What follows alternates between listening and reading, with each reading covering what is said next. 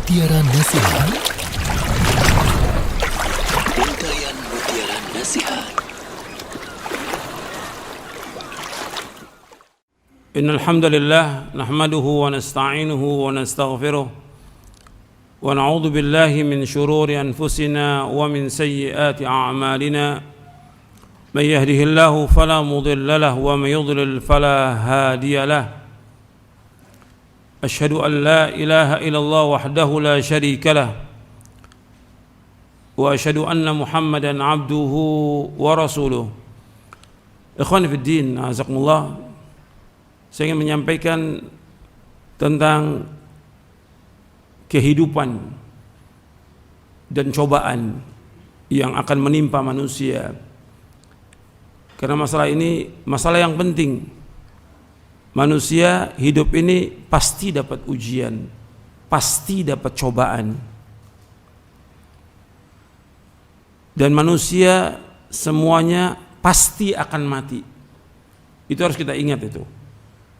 Allah berfirman di dalam surah Al-Anbiya di ayat 35, Allah berfirman, "Kullu nafsin dha'iqatul maut wa nabluukum bisyarri wal khairi fitnah wa ilaina turja'un." Kullu nafsin dha'iqatul maut, setiap jiwa pasti akan mati.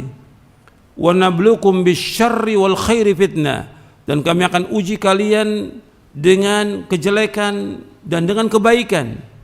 Fitnatan ay ibtila'an wa imtihanan, sebagai cobaan dan ujian. Wa ilaina turja'un, dan kepada kamilah kalian akan dikembalikan. Allah menyebutkan dalam ayat ini, dalam surah Al-Anbiya ayat 35, bahwa setiap jiwa pasti akan mati. Semua kita pasti akan mati. Siapa aja, anak kecil, dewasa, laki, perempuan, pejabat, rakyat, penguasa, orang biasa, semuanya pasti akan mati. Kaya atau miskin pasti akan mati. Itu harus kita ingat itu, bahwa kita semua pasti akan mati.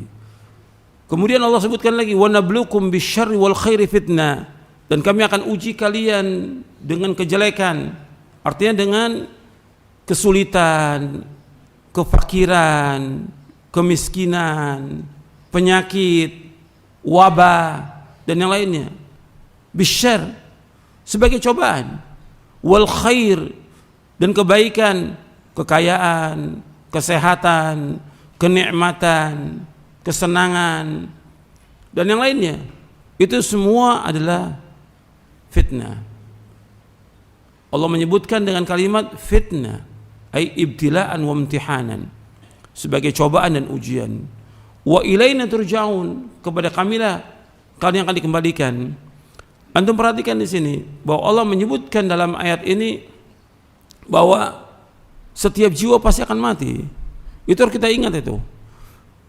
Apakah diawali dengan sakit atau tidak, pasti akan mati. Apakah dia masih kecil atau dewasa, pasti akan mati. Bahwa kita pasti akan mati. Cuma dalam hidup ini tetap ada ujian. Nah, ujian ini harus kita perhatikan, bahwa ujian dan cobaan Allah berikan kepada manusia untuk menguji iman mereka. Ini ujian, sebab nggak mungkin orang mengatakan beriman tanpa ujian, nggak mungkin. Seperti Allah sebutkan dalam surah Al-Ankabut di ayat 2 dan 3, ahasiban nas ayyutraku ayyaqulu amanna wa hum la yuftanun. Walaqad fatanna alladziina min qablihim fala ya'lamunallahu alladziina shadaqu wa la ya'lamul kadzibin. Apakah manusia menyangka bahwa mereka tidak akan apakah mereka menyangka bahwa mereka dibiarkan mengatakan beriman sedangkan mereka belum diuji oleh Allah? Sungguh kami telah uji orang-orang sebelum mereka, sehingga Allah tahu siapa yang jujur dan siapa yang dusta. Tentang apanya? Tentang imannya. Kalau orang beriman, dia tidak akan takut dengan cobaan dan ujian. Adanya penyakit, adanya wabah, ada yang lain. Biasa orang beriman. Bukan takut, sekarang ketakutannya yang luar biasa. Dan yang aneh lagi, ketakutannya apa? Ke masjid. Ke pasar nggak takut, ke tempat kerja nggak takut, ngobrol rame-rame nggak takut. Tapi kalau ke masjid takut. Ini permasalahan iman ini. Iman. Sampai ada yang nggak sholat berjamaah, masjid ditutup. Kalau ke masjid pakai masker, kalau keluar nggak pakai masker. Ketakutan luar biasa. Sampai jarak saf sholat harus setengah meter. Siapa yang ngajarkan begitu? Siapa yang ngajarkan? Rasulullah SAW menyuruh untuk merapatkan saf. Rasulullah memerintahkan untuk membuka muka kita ketika kita sholat, nggak boleh tutup muka. Rasulullah yang suruh. Antum hati-hati, ini agama, ini ujian. Kita ngadepin ujian biasa, sebagaimana anak kita juga ujian. Anak kita apa kita jauhkan? Jadi didik anak itu, anak ujian. Allah menyebutkan demikian dalam Al-Quran. Rasul menyebutkan, tetap dididik anak ini. Tetap waktunya sholat, sholat nggak itu ibunya? Wajib sholat, meskipun anak sebagai ujian. Begitu juga tentang wabah. Meskipun ada wabah, tetap wajib untuk sholat berjamaah di masjid. Wajibnya rapat, tetap rapat. Yang suruh rapat sholat itu siapa? Rasulullah SAW. Disuruh untuk membuka muka kita ketika sholat. Yang suruh siapa? Rasulullah SAW. Kita ikut siapa ini? Ini ujian ini agama kita. Kita ikut Rasulullah atau ikut siapa? Di sini yang kita ikut bagaimana kita ittiba kepada Rasulullah SAW. Pembahasan kita bab-bab sebelumnya tentang bagaimana kita mencintai Nabi Muhammad SAW. Mencintai dengan apa? Dengan kita ittiba kepada beliau, ikut perintahnya, menjauhkan larangannya. Bukan takut ke masjid, ke pasar berani, ke kantor berani, ke masjid takut. Jadi ini masalah ujian keimanan kita. Allah uji sebentar, gak lama. Makanya kita dengan ujian ini disuruh kita untuk sabar. Sabar bukan berarti diam, sabar melakukan kata-kata Allah, tetap jalan.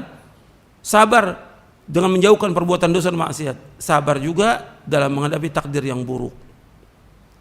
Karena di akhir ayat itu Allah sebutkan wa ilaina turja'un.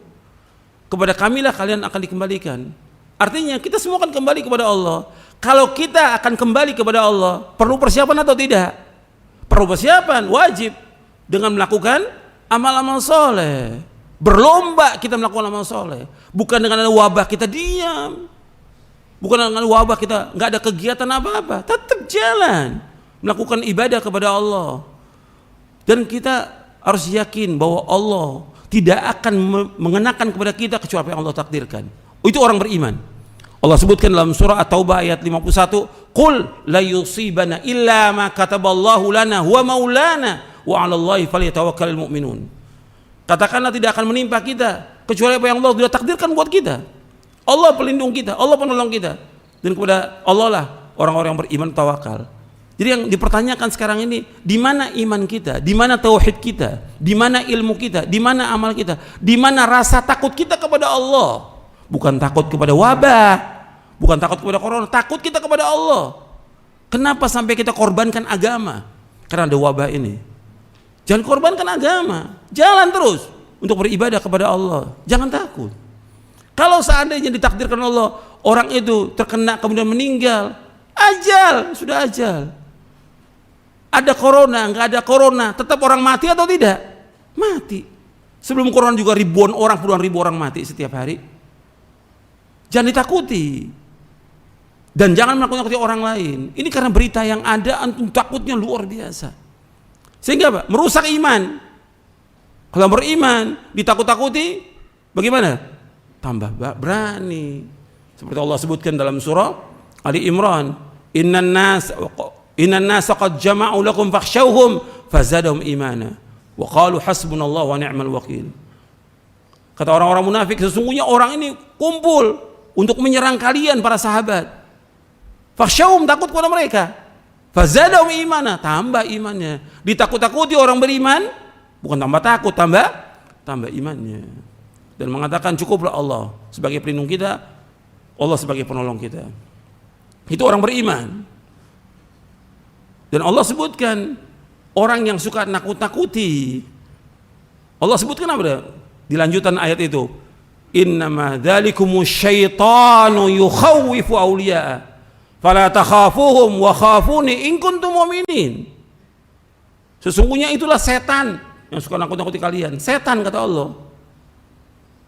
Fala takhafuhum, jangan kalian takut kepada mereka.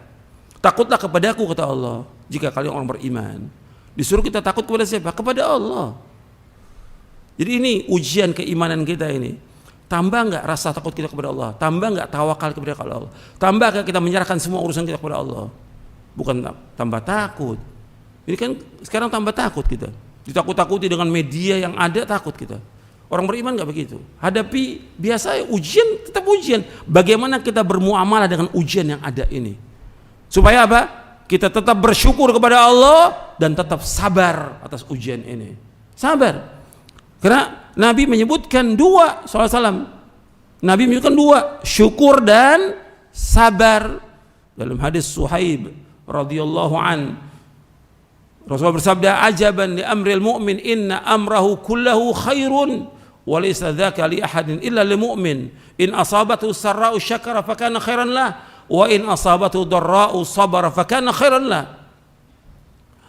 Dalam hadis yang sahih riwayat Imam Ahmad, Muslim dan yang lainnya, Nabi bersabda SAW, sungguh mengherankan urusannya orang mukmin, semuanya baik. Kalau ditimpa kesenangan, artinya mendapatkan kesenangan, kegembiraan, dia bersyukur kepada Allah dan itu baik buat dia. Saya ulangi lagi, bahwa sangat mengherankan urusan orang mukmin, semuanya baik dan itu tidak dapati melainkan hanya orang beriman aja.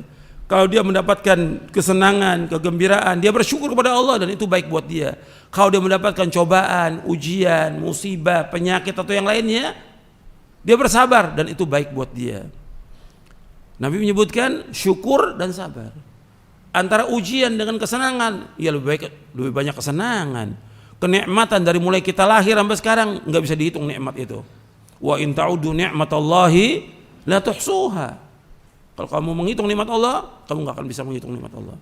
Kalau cobaan, ujian sebentar, kita disuruh sabar. Tapi sabar bukan diam, sabar melaksanakan perintah Allah, menjauhkan larangannya. Itu harus kita ingat, ini cobaan, ujian, harus sabar dan kita harus berbaik sangka kepada Allah. Apa yang Allah takdirkan buat kita itu yang terbaik buat kita. Kalau di antara kita yang meninggal dunia, ada yang kena penyakit, itu udah takdir Allah dan itu yang terbaik buat kita. Karena apa yang Allah takdirkan buat kita itu yang terbaik buat orang beriman. Harus husnudzon kepada Allah, jangan suudzon. Husnudzon. Karena apa? Karena ini semuanya baik buat kita. Agar kita kembali kepada Allah. Semua cobaan ujian agar manusia merenung, agar mereka kembali kepada Allah, mengingat dosa-dosa mereka yang banyak yang mereka lakukan. Karena semua yang terjadi ini dengan sebab dosa dan tangan-tangan manusia. Allah menyebutkan dalam surah Asy-Syura ayat 30, "Wa ma asabakum min musibatin fabima kasabat aydikum wa ya'fu an katsir." Apa saja musibah yang menimpa kalian dengan sebab dosa-dosa kalian dan Allah banyak memberikan maaf kepada kalian. Dosa, semuanya dosa ini. Makanya kita wajib bertobat kepada Allah, wajib kembali kepada Allah. Kalau wajib kembali kepada Allah, wajib tobat, tetap melaksanakan perintah Allah. Sholat yang 5 waktu berjalan, tetap jalan di masjid, sholatnya rapat safnya, tetap laksanakan. Semua jalankan kewajiban itu. Jangan dibayang-bangi dengan ketakutan. Takut kita hanya kepada Allah. Walam yakhsha illallah, dan dia tidak takut melainkan hanya kepada Allah. Ini orang beriman. Kita harus jaga iman kita. Tetap ada musibah, enggak ada musibah, tetap iman kita bertambah. Bukan tambah turun, tambah jauh. Sekarang tambah jauh, enggak ke masjid. Akhirnya tambah kurang pahalanya, tambah kurang amalnya, tambah takut. Akhirnya apa? Ujung-ujungnya sakit jiwa. Na'udzubillah. Orang beriman enggak begitu, tambah berani. Kenapa? Di antara akhlak yang mulia yaitu sifat syaja'ah. Di antara akhlak yang mulia sabar, berani, itu akhlak yang mulia, bukan penakut. Nabi berlindung pada Allah dari sifat penakut. Harus berani dalam menghadapi kenyataan hidup ini. Dan kalau seandainya takdir Allah mati pasti semua, pasti. Makanya di ayat surah Al-Anbiya tadi ayat 35, yang pertama kematian pasti. Bukan hanya kita, hatta nabi-nabi. Maka Allah menyebutkan dalam surah Az-Zumar, innaka mayyitun wa innahum mayyitun. Sesungguhnya engkau Muhammad pasti akan mati dan mereka pun pasti akan mati. Makanya Allah menyebutkan juga dalam surah Ali Imran. Dalam surah Ali Imran Allah menyebutkan, wa ma Muhammadun illa rasulun qad khalat min qablihi rusul afa immata au qutila qalabtum ala aqabikum wa man yanqalib ala aqibai fala yadurullah syai'a wa sayajzilul syakirin. Tidaklah Muhammad melainkan seorang rasul. Apakah kalau Muhammad itu mati atau terbunuh kan berpaling dari agamanya? Barang siapa yang berpaling dari agamanya, arti murtad dari agamanya, enggak akan membahayakan Allah sedikit pun juga. Allah akan membalas orang-orang yang bersyukur. Ketika Nabi Muhammad sallallahu alaihi wasallam meninggal dunia, kaget para sahabat. Ini orang yang paling dicintai dari semua manusia yang ada, dari istrinya, anaknya, orang tua, semua manusia. Kaget para sahabat. Cinta kepada Rasulullah luar biasa. Abu Bakar biasa menghadapi kenyataan ini. Umar kaget. Kemudian Abu Bakar datang melihat Nabi, mencium keningnya, mengatakan, engkau harum dan wangi dan baik engkau, hidup atau mati. Kemudian setelah itu keluar Abu Bakar dari rumah Nabi menuju ke masjid. Sahabat itu kumpul semuanya. Kata Abu Bakar As-Siddiq radhiyallahu anhu, "Man kana ya'budu Muhammadan fa inna Muhammadan qad mat, wa man kana ya'budu Allah fa inna Allah hayyun la yamut." Abu Bakar mengatakan, barang siapa yang menyembah Muhammad, Muhammad sudah meninggal dunia. Barang siapa yang menyembah Allah, Allah tetap hidup, tidak mati selama-lamanya Allah. Yakin, sadar para sahabat. Kemudian dibacakan ayat ini, wa ma Muhammadun illa rasulun qad khalat min qabli rusul afa immata aw qutila qalabtum ala aqabikum wa man yanqalib ala aqibihi fala yadurru syai'a wa sayajzilul syakirin. Menangis para sahabat setelah dibacakan ayat ini, seolah-olah ayat ini lupa dari mereka karena sedihnya yang luar biasa. Ini para sahabat radhiyallahu anhum ajma'in. Nabi sudah meninggal, tetap sebagaimana nabi-nabi yang lain meninggal dunia. Tapi yang kita sembah Nabi Muhammad atau Allah? Allah yang kita sembah. Adukan dan tawakal kita kepada Allah. Jangan kepada keadaan, kepada Allah semua. Serahkan semua kepada Allah. Kamu udah takdirnya meninggal dunia, ya sudah, Allah udah ajal. Tapi jangan ditakuti seperti sekarang, ketakutan yang luar biasa sampai seolah-olah dia ini belajar bertahun-tahun nggak ada ilmunya, sudah hilang tuh ilmunya. Bertahun-tahun belajar, bertahun-tahun ngaji sampai hilang ilmunya. Antum orang beriman mesti tambah. Masjid dibuka, sholat berjamaah dilaksanakan. Inilah merangka kita minta kepada Allah agar Allah menghilangkan wabah ini, mengangkat wabah ini. Siapa harus rapat? Harus rapat. Yang suruh Rasulullah SAW, antum taat kepada siapa? Rasulullah. Yang wajib kita ikut, rapat. Insya Allah nggak akan kena penyakit, nggak akan menular. Jutaan orang sudah sholat dengan rapat, nggak ada masalah. Jutaan orang yang sholat ini, bukan 1-2 orang. Tapi kenapa kita yang ngaji pada takut? Kenapa yang ngaji yang takut? Yang nggak ngaji tetap sholat, yang ke pasar tetap nggak ada masalah. Kok kenapa yang ngaji yang takut ke masjid? Kenapa yang ngaji takut safnya rapat? Kenapa yang ngaji? Antum ini belajar apa selama ini? Belajar apa? Iman antum di mana? Ini yang terjadi sekarang ini seperti itu. Di beberapa tempat banyak yang belum dibuka masjidnya. Di beberapa tempat masih safnya renggang. Rasulullah menyuruh untuk merapatkan saf, itu lebih dari 10 hadis. Katanya mengikuti Rasulullah SAW, cinta kepada Nabi, ikuti. Kenapa harus takut? Ini keterlaluan ini. Protokol kesehatan, itu di luar masjid nggak ada masalah. Dalam masjid tetap kita ikuti aturan Rasulullah SAW. Allah dan Rasulnya yang kita ikuti, bukan siapapun juga, bukan orang lain, bukan manusia, siapapun dia orangnya. Yang kita ikut Rasulullah SAW. Ini penting dalam kita beragama, antum yakin bahwa apa yang Allah takdirkan kepada kita itu yang terbaik buat kita. Yang menghilangkan wabah ini hanya Allah. Tawakal kepada Allah, serahkan semua urusan kepada Allah dan berbaik sangka kepada Allah. Apa yang Allah takdirkan yang terbaik buat kita semuanya. Jelas sampai sini? Mudah-mudahan bermanfaat untuk saya dan untuk sekalian. Untayan Mutiara Nasihat.